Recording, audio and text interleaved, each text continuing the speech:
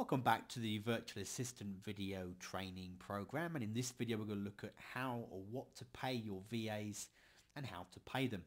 We'll get the how to pay them out of the way first of all. If you're using sites like freelancer sites and forums, etc., or you're using a specific virtual assistant directory where people are actually working through a site, quite often there will be an escrow in place where you'll agree on a project, the types of money you'll pay, or if it's on a pay per hour basis, you'll agree that, and then they'll bill you and invoice you and you'll pay them through places like PayPal, etc.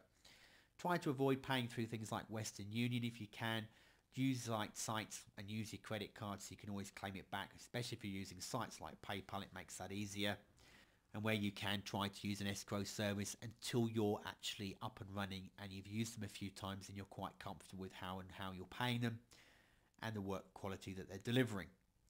The other thing is as well, you want to be mindful of the fact that VAs work in different ways. Some work on a project basis and others work on an hourly basis or a time basis. So a project-based person, again, go to a freelance site or even the freelancers or even the virtual assistant directories, and sometimes people will bid on tasks. So they'll say to you, okay, this is the task. You'll say this is a job task I want completed every day, week, month, year, whatever. And then the person will bid on that package of work that they're going to be completing. So in effect, they know what their hourly rate is. They'll combine that, look at how long they think it's going to take them, and they'll give you a project fee based on that time that they think it's going to take. Other times they'll actually ask to pay people by the hour. In this case, you actually only pay for the work that they actually do, and therefore you're paying them on an hourly rate. Now, if you're in the US, you can pay anything from 10 to 50, sometimes 25 to 80 an hour. Depends on what kind of specialty the VA has, because as we've already covered, they can do some very complex tasks for you, so their rates might be a lot higher, and you can get people for a lot less if you're using overseas people. But again, rates and prices are increasing all the time. But do keep in mind, some people think that paying by the hour is better than by the project.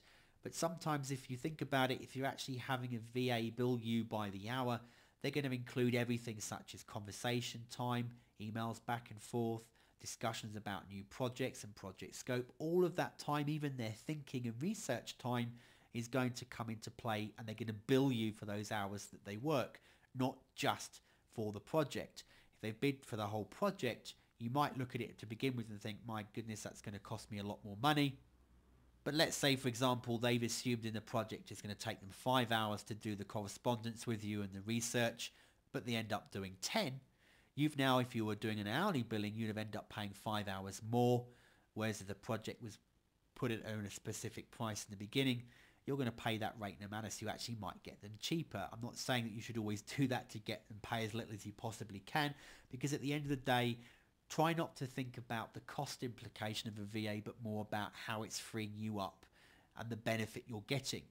Even if you paid a VA $500 a week to work for you because they were exceptionally good at what they did, and that then allowed you to bill and bring in another $1,500, $2,000 in profit per week because of the time it's freed up, would you say they're valuable? I certainly would. So then it's worth paying $500 a week. So don't get too tied up. Obviously, you've got budgets and you need to set that out in the beginning. You need to know how much you can afford, but don't let it be the only reason and the only particular point that you use when it comes to your decision-making process. Just as a quick guide, if you are recruiting someone as a virtual assistant and you're involved in internet marketing type things, then you'll get different types of skill sets. You'll get your general VAs, you'll get ones that are article and content writers, even video specialists, you'll get SEO specialists, you'll get people that are web development and maintenance, maybe even programmers, and that kind of goes on a sliding scale. So a general VA might do simple things like filtering emails for you, simple transcriptions, a little bit of research or data entry or blog management, calendar management, diary management, flight booking, social media, little bits and pieces for you, like setting them up in advance. You might send them a document once a week where you've dictated the tweets and the Facebook and the blog posts. You send it to them on a Sunday night, and throughout the course of the week they go ahead and do this posting for you. Now, if you're going overseas and you had someone full-time, you might get a very good virtual assistant from anything between $350 to $500-600 a month full-time. If you're in the US, you might pay 4 or 5 times that price for the same work. So it again depends on what you're looking for, but also the quality you're looking for. So if you're looking for someone more experienced and who's doing web development, maintenance and programming, you're going to pay more overseas as well anyway, whether they're local or not. So it can differ depending on what you're looking for. Obviously, if you want content writers or article writing, you want them to have expertise in doing articles, actually submitting to the directories, or maybe if you're doing that amount, lots and lots of article writing and distribution, you might have an article or content writing VA who works for you full time, and you might then have a part-time person who does nothing but directory submission for you. So that way you're breaking the task down depending on what you need. They might be doing article spinning, or they might be doing blogging posting, or whatever it is. But again, you'll pay a bit more, and you might pay between 400 and 600 a month for someone who's doing article writing for you. Keyword research, niche marketing. They're doing analysis on page optimization, off-page, link building, blog management. They might be doing simple benchmark testing for you, split testing.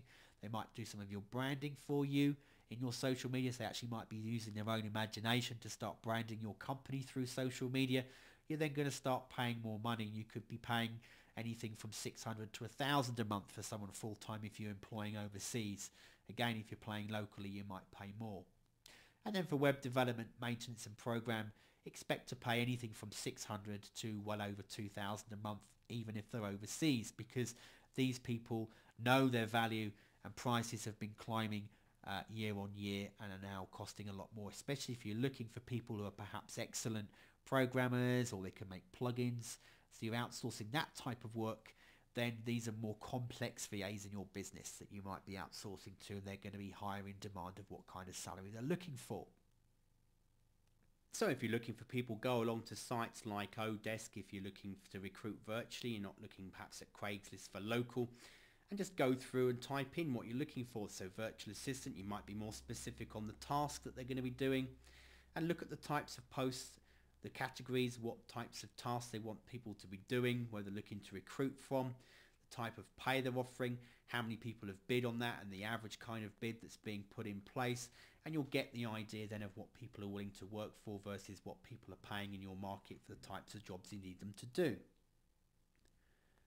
And that way you can get a better idea of what to pay your VA.